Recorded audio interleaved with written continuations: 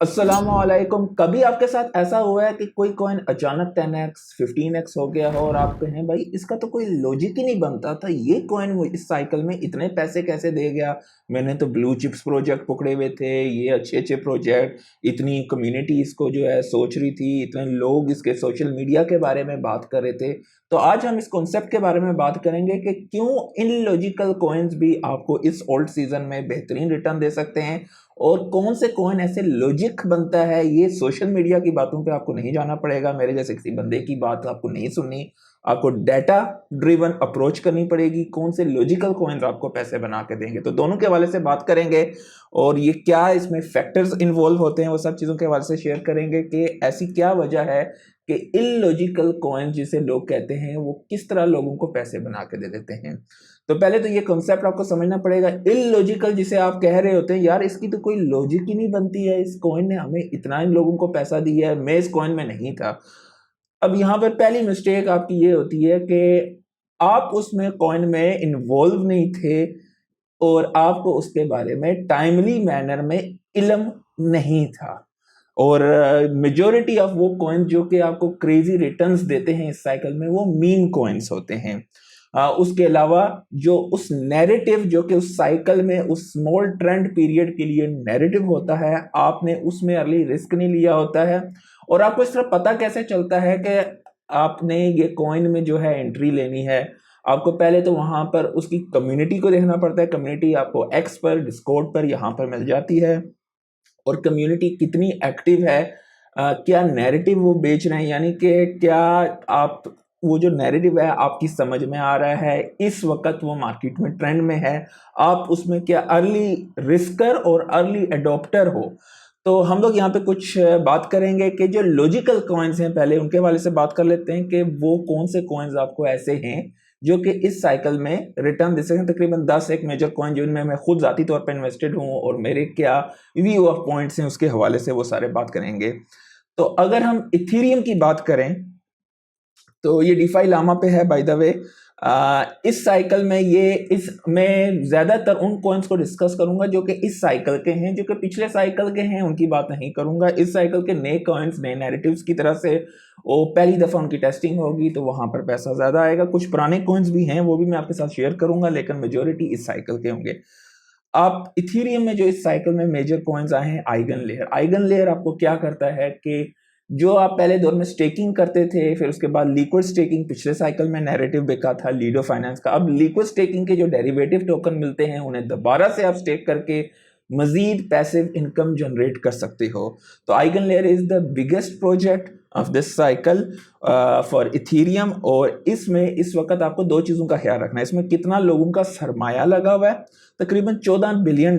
अब ये क्या है, एसेट्स की कीमत है।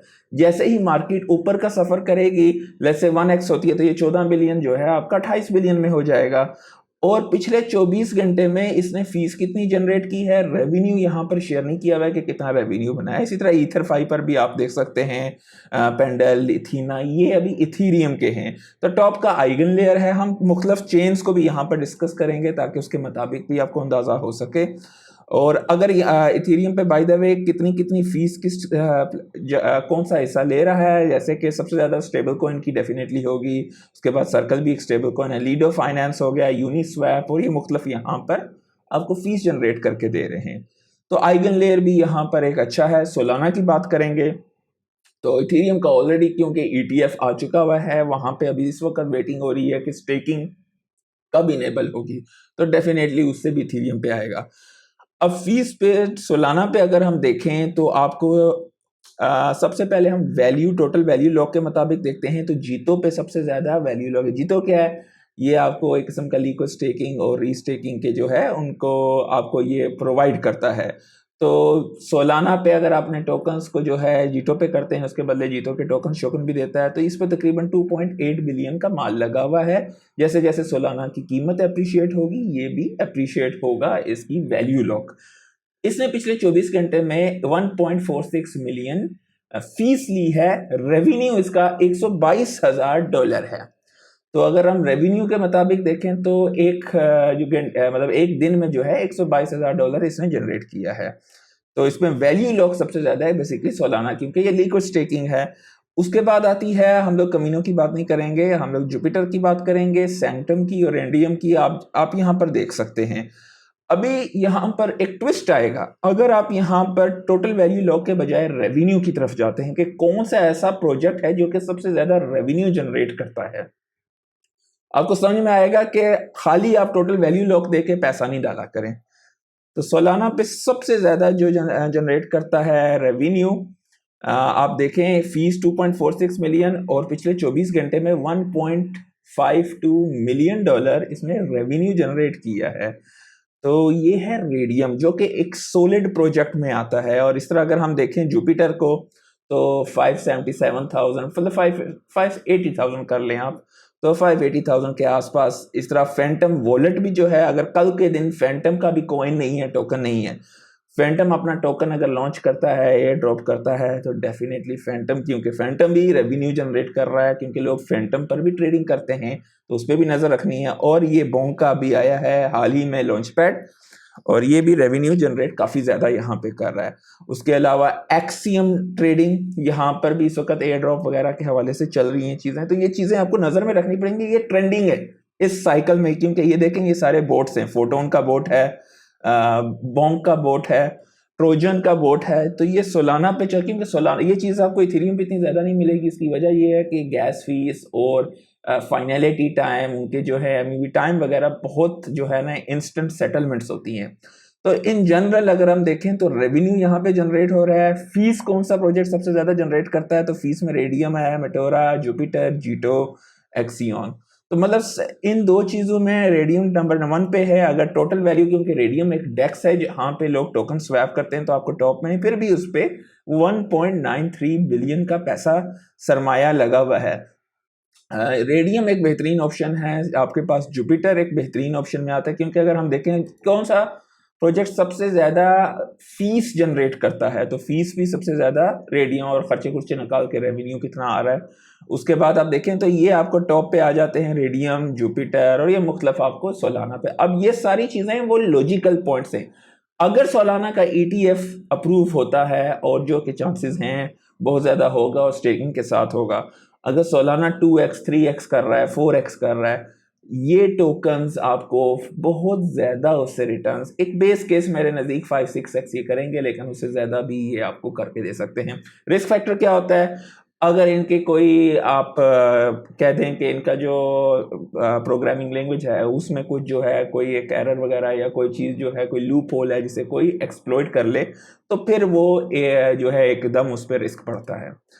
तो इसलिए आप इन सब में रिस्क यहाँ पर ले सकते हैं। उसके बाद हम बात करेंगे बेस चेन के हवाले से। तो बेस चेन पे अगर हम देखें टोटल वैल्यू लॉ के मुताबिक, तो आपको ये मोर्फो, लेकिन इसके नीचे लिखे तो 20 चेन है। ये खाली बेस पे या इथेरियम पे नहीं, इनके और भी बहुत सारी लेयर 2 हैं, इस वजह से ही तो यहाँ पर भी आपको नजर रखना। अगर सिर्फ एक चेन की बात करें जो कि सिर्फ बेस की टोटली है, तो वो है एरोड्रोम, जिसके हवाले से मैंने कई दफ़ा आप लोगों के साथ शेयर किया है। मेरे ख्याल से 0.3 का था, 0.2 का था, आई कांट रिमेंबर। उस वक्त भी मैं आपके साथ ये शेयर करता रहा था, एरोड्रोम उठा लो उठा लो। तो खैर अभी इस वक्त दोबारा से जो है 0.8 का है, तो अभी भी ये सस्ता है, ये $4-5 का आसानी से इस साइकिल में चला जाएगा। ये मेरी अपनी राय है, और मैं हैविली इन्वेस्टेड हूँ एरोड्रोम में भी। तो 574 मिलियन की वैल्यू लॉक है।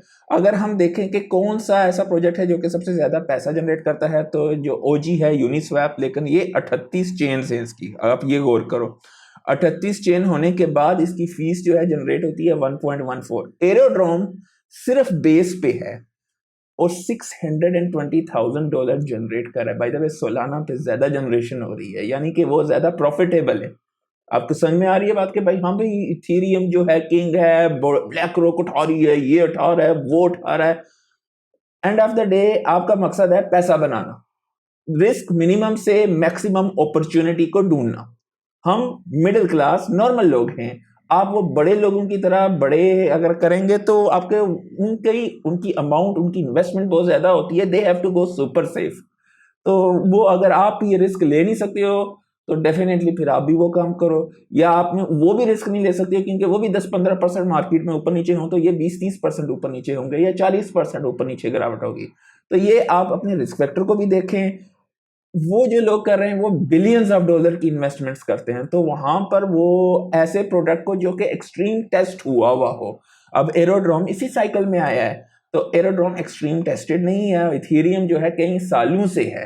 तो ये लॉजिक को भी समझे, क्योंकि हर बंदे का पेन पॉइंट, हर अदारे का पेन पॉइंट, हर अदारे का रिस्क फैक्टर अलग अलग होते हैं। अगर आप नए हैं तो वो एक पैसा तो बनाना है, जाहिर बात है कि आप बिटकॉइन उठा लोगे टू है, अभी यहाँ पे 120,000 डॉलर का है, 200,000 का हो जाएगा, 250 का हो जाएगा, 150 का होगा, जो कि मेरी एक एवरेज है 150 से 180 या 130 से 150, बिल्कुल जो है मेरी बेस रेंज है। 150 से 180 मिड रेंज है और 180 से 250 के दरमियान मेरी बुलिश रेंज है। तो खैर ये मेरी अपनी राय है। तो अब बिटकॉइन में आपको उतना पैसा नहीं बनेगा। हाँ, आप अगर आगे रखना चाहते हो 8-10 साल के लिए, buy it and forget it, तो bitcoin is always an option. You buy और एक्सचेंज से निकालो और भूल जाओ कि कीमतें मार्केट में देखना है। अगर आपने शॉर्ट टर्म में पैसा बनाना है तो ये चीज़ें आपको समझनी पड़ेंगी। और ये मैं आपके साथ कोई भी टोकन नहीं शेयर कर रहा हूँ, मैं अपने प्रोसेस को शेयर कर रहा हूँ। टोकन खरीदना और बेचना आपका अपना अमल होगा, क्योंकि अगर फायदा होता है तो आपको होगा, नुकसान हुआ तो आपको होगा। मैं आपको यहाँ पे खाना पकाना सिखा रहा हूँ, खाना खाना नहीं, आपके मुंह में चम्मच नहीं डाल रहा हूँ। तो ये कुछ तरीके हैं जिनके जरिए, इससे भी अच्छे तरीके और भी बहुत सारी ऑन चेन एक्टिविटीज भी आप देखते हैं। ये एक बेसिक चीज है जो आम बंदा सीख के पैसा डालने की सलाहियत रख सकता है।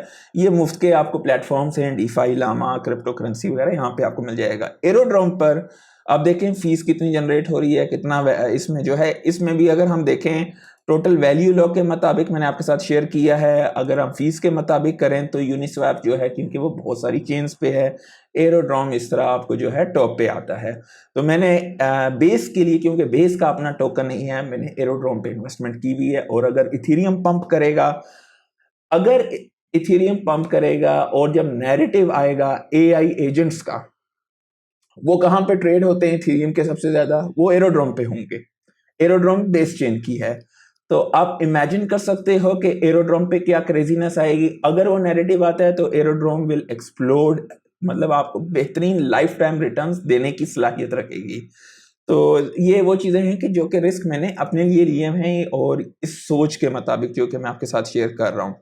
क्योंकि कोई भी एआई एजेंट फेल होता है, कुछ होता है, मुझे उससे कुछ लेना देना नहीं है, ट्रेड उसकी एआई एरोड्रोम पे हो रही है, ठीक है। उसके बाद हम बात करते हैं सुई की।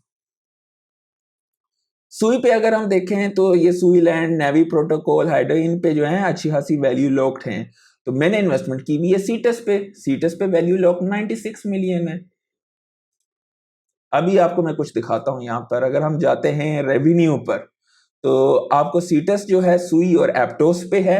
अगर एप्टोस पे ट्रेंड आता है या सुई पे आता है तो हमें सीटस पे जो है, सुई बाय द वे सीटस पे हैक भी हुआ है, जिसके बाद इसकी काफी ज्यादा यहाँ पे गिरी है। अगर हम दिखाएं तो आप ये देख सकते हो कि उससे पहले जो है इस पे वैल्यू लॉक 241 मिलियन थी, और उसके बाद गिरने के बाद 35 मिलियन। ये वो रिस्क फैक्टर होता है किसी भी एक्सचेंज या डेस्क पे। आप अगर सारा पैसा अपना एक जगह पे लगा दो तो आप मार खा जाते हो। अब क्योंकि मैं यहाँ पर इजीली बर्दाश्त कर सकता हूँ, मुझे मसला नहीं है, क्योंकि मैंने इजीली बहुत अच्छे तरीके से डाइवर्सिफाई किया हुआ है, और मैं यहाँ पर वेट कर सकता हूँ पेशेंटली। तो उसके बाद यहाँ पर दोबारा से अब ये देखें स्पाइक अप होना शुरू हुआ है। तो यहाँ पे 35 मिलियन हुआ था तकरीबन 1 जून के दिन, और उसके बाद ये तकरीबन 86 मिलियन के आसपास जो है, हम लोग 95 मिलियन के आसपास यहाँ पे पहुंच चुके हैं। तो ये वो चीज़ें हैं कि आपको अपॉर्चुनिटीज़ भी इसी तरह मिलती हैं। अगर हम फीस की बात करें तो फीस सबसे ज़्यादा जनरेट करता है सीटस, और इस पे वैल्यू लॉक भी अच्छी खासी है। तो अगर हम वैल्यू लॉ के मुताबिक देखते हैं तो आपको यहाँ पर ये 8वें नंबर पे है, जो कि मेरे नज़दीक अगले कुछ अरसे में ये दोबारा से गेन करेगा मोमेंटम, क्योंकि लोगों की मेमोरी बहुत शॉर्ट टर्म होती है, हैक हुआ है उसके बाद अगर वो प्रोजेक्ट एक जेन्युइन प्रोजेक्ट है, क्योंकि उन्होंने सबको रिफंड किए हैं। फीस देखें आप यहाँ पे, रेवेन्यू के मुताबिक अगर देखें तो यहाँ पर रेवेन्यू के मुताबिक भी तीसरे नंबर पे आता है। तो मेरे नज़दीक मैंने सीटस पे किया हुआ है। डेफिनेटली आप अपना भी कर सकते हैं, यहाँ पे रिस्क फैक्टर ले सकते हैं। ये सारी वो चीज़ें जो कि मैं आपके साथ लॉजिकल शेयर कर रहा हूँ। इसके बाद हम इलॉजिकल की भी बात करेंगे। अच्छा, एवलॉन्च भी इसी तरह है। एवलॉन्च पे भी आप देखना चाहें तो आपको बहुत सारी, मतलब मैंने आपको खाना पकाना सिखा दी है। आप यहाँ पर ढूंढ सकते हैं, हाँ भाई, कि हाँ भाई अगर ये बिटकॉइन पे जाते हैं तो बिटकॉइन पे सबसे ज्यादा बेबीलोन, जिसपे 5.23 बिलियन डॉलर की, आजकल कोई बंदा बेबीलोन की बात नहीं कर रहा है। इस पे रेवेन्यू वगैरह के हवाले से कुछ शेयर वगैरह नहीं किया हुआ है। तो बेबीलोन आपको जो है ये भी एक बेहतरीन किस्म का रिटर्न दे सकता है, लेकिन डेफिनेटली रिस्क फैक्टर होते हैं, स्मार्ट कॉन्ट्रैक्ट रिस्क होते हैं बेसिकली। अभी हम बात करेंगे कुछ इलॉजिकल यानी कि मीम कॉइन्स की, कुछ एआई एजेंट्स की। अच्छा, सबसे पहले तो बात करें जी डोज कॉइन की। मैं ज़ाती तौर पे डोज कॉइन की बहुत थोड़ी पोर्शन में, कुछ मेरे पास चिल्लर मिल्लर पड़े हुए हैं डोज कॉइन के, वरना मैं ज़ाती तौर पे इन्वेस्टमेंट नहीं कर रहा हूँ। उसकी कुछ वजूहत हैं। डोज कॉइन की आपको यहाँ पे मार्केट कैप जो है तकरीबन 29 बिलियन के आसपास है, मिलियन नहीं बिलियन की बात कर रहा हूँ। हाँ, इसके ईडीएफ भी हो सकता है अप्रूव, ठीक है। ये अटैच्ड है इलॉन से, और जाहिर बात है वो बंदा बिजी हो जाता है स्पेस स्पेस करने में या कुछ और काम में, तो आप मतलब जाहिर बात है वो भी हो सकता है कोई इसके बारे में ट्वीट श्वीट करेगा तो मार्केट एकदम चढ़ेगी। इसमें आपको तकरीबन $30 बिलियन आएगा तो इसकी कीमत 1x आपको मिलेगी। अगर ये 90 बिलियन पे जाता है तो आपको 2x बनेगा। हो सकता है चला जाए, लेकिन यहाँ पे रिस्क टू रिटर्न, क्योंकि अगर मैं इस पे जो है पैसा लगाने के बजाय सोलाना या सुई या कार्डानो पे लगाता हूँ, एक्सआरपी पे लगाता हूँ, तो मुझे मतलब मेरा रिस्क फैक्टर मिनिमम हो जाएगा। खास करके एक्सआरपी और सोलाना पे जो है, मैंने ज़ाती तौर पे सोलाना को चुना हुआ है, एक्सआरपी को नहीं। तो वहाँ पर अपॉर्चुनिटीज़ मतलब ये एक मीम कॉइन है और वो एक रियल वैल्यू जनरेट करने वाला है। इसकी वैल्यू कोई जनरेशन यहाँ पे ये अगर एक्स पे जो है इसकी जो है ट्रेडिंग वगैरह या कुछ इस तरह का काम आ जाता है तो फिर डेफिनेटली इसका हो। लेकिन अगर इसका आएगा तो सालाना एक्सआरपी बाकियों का भी आएगा। हो सकता है स्टार्टिंग में इसका आए, बाद में उनका है। तो ये मेरा कहने का मतलब है, मैं इस वजह से डोज पे जो है कुछ वो नहीं है, सुई उसके नज़दीक बेहतरीन है। अब चेन लिंक है, चेन लिंक एक बेहतरीन क्रिप्टो की ओरेकल है, लेकिन इसकी प्राइस बहुत आस्ता आस्ता होती है। ये आप अगर बर्दाश्त नहीं कर सकते तो चेन लिंक आपके लिए नहीं है। लेकिन अगर आप एक लॉन्ग टर्म इन्वेस्टर हो, ब्लू चिप उठाना चाहते हो, तो वन ऑफ द ओजीज है क्रिप्टो का। हम इलॉजिकल्स की बात कर रहे हैं तो शिबा इनू बहुत सारे लोगों ने पिछले साइकिल का है, मैं इसमें हाथ नहीं डालूंगा। बहुत सारी एशियन कम्युनिटी पाकिस्तान इंडिया में उठा के बैठी हुई है पिछले साइकिल से, बहुत सारे लोग अभी भी होल्ड कर रहे हैं। मैं जाती तौर में इस पे हाथ नहीं डालूंगा, ठीक है। पेपे इस साइकिल का है, पेपे अच्छे रिटर्न दे सकता है इस साइकिल में लोगों को, बहुत अच्छे नहीं, अच्छे रिटर्न्स, क्योंकि पेपे पे लोगों ने ऑलरेडी क्रीम काफी निकाल चुके हैं, लेकिन फिर भी साइकिल जब चढ़ेगा तो होगा। बोंक आपको बेहतरीन रिटर्न दे सकता है।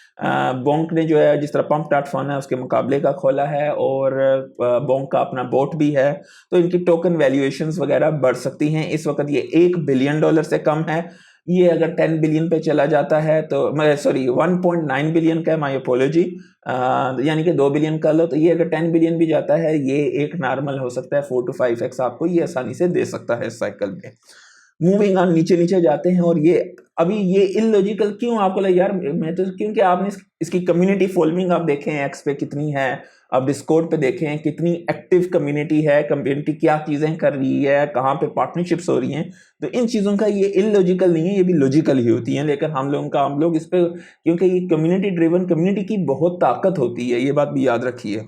इसी तरह अब अगला आता है SPX। SPX जो है इसकी जो टोटल वह है ये 1.4 बिलियन की मार्केट कैप है।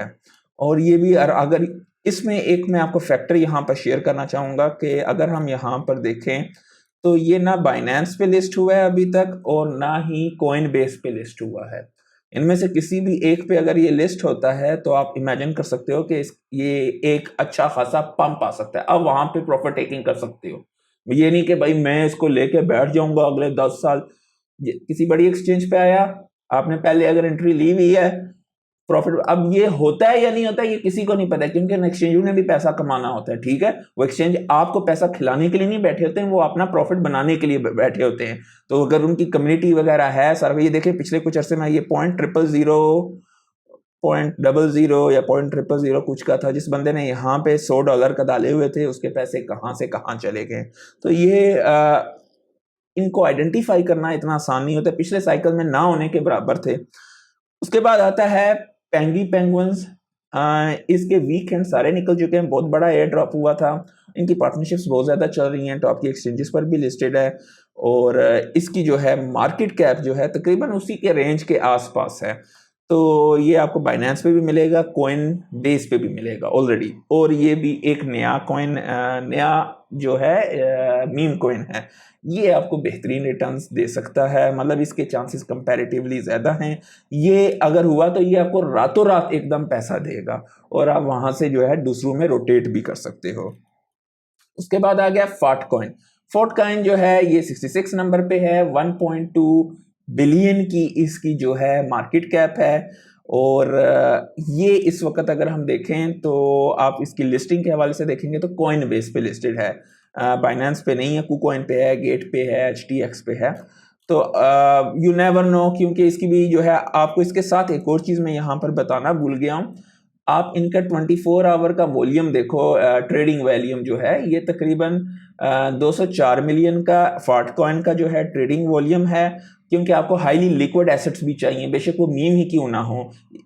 पेंगुइन्स का जो है ये 1.2 बिलियन का जो है ट्रेडिंग वॉल्यूम, इसकी वजह ये है कि ये लिस्टेड है हर जगह पे, SPX का कम है, जैसे ही एक्सचेंज पे लिस्ट होगा तो इसका वॉल्यूम बढ़ेगा। तो मतलब ये आपको नज़र रखनी पड़ेगी इन चीज़ों पे, और आपको जो है रोटेट करना पड़ेगा। रोटेशन के हवाले से इंशाल्लाह हम अगली वीडियो में पूरा डिस्कस करेंगे, क्योंकि ये नहीं है कि भाई आप एक जीनियस हो, आपने एक टॉप क्लास कॉइन उठाया है, वो आपको पूरा आखिर का सफ़र करेगा, नहीं भाई, टाइमली रोटेट वो पूरा आपको चार्ट के साथ मुझे सिखाना पड़ेगा इंशाल्लाह। अगर आप चाहते हैं तो उसके वाले से वीडियो बनाऊं तो नीचे कमेंट में ज़रूर शेयर कीजिएगा। बाकी ये वीडियो कैसे लगी है लाइक ज़रूर कर दीजिएगा, दोस्तों के साथ शेयर कीजिएगा। आज के लिए इतना ही, अल्लाह हाफिज़।